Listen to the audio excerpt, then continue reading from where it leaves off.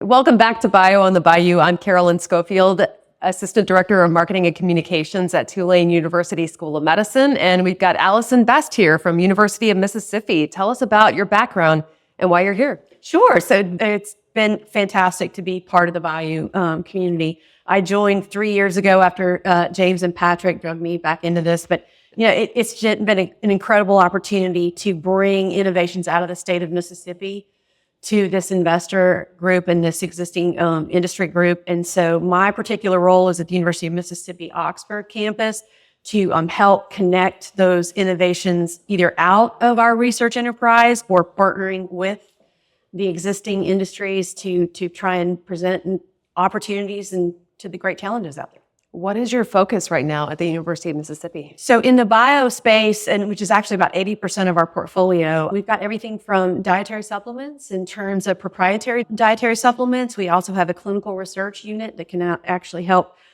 perform those clinical trials on especially multi-component dietary supplements, which we feel is a great gap in the United States, and we're really proud of that unit. We have devices, we have diagnostics. Right now, we've got a prodrug for a cannabinoid, a THC derivative that will allow it to cross that blood-brain barrier. So we're looking for those partners that can help us not only get to that next step, but we want to also have great minds and great advisors that can help us make those right decisions. I was talking to somebody earlier from Mississippi State, and we talked about why come to Mississippi to do this work. What is it about the state that lends itself to it? Well, again, we're small, but we're mighty. And I will say one of the most amazing things is that we've been extremely successful, especially in the bio space, addressing specific problems. Like I talked about, multi-component dietary supplements and diagnostics and devices that really address benefits to society, not just here in the United States, but around the world. What kind of help or resources do you hope to get from this conference or just in general in all these conversations and this network? Well, certainly it's partnering in terms of, who's going to help us take that next step, which obviously involves a lot of money. That risk threshold that we all need to make a biotech successful in helping patient populations or helping to diagnose.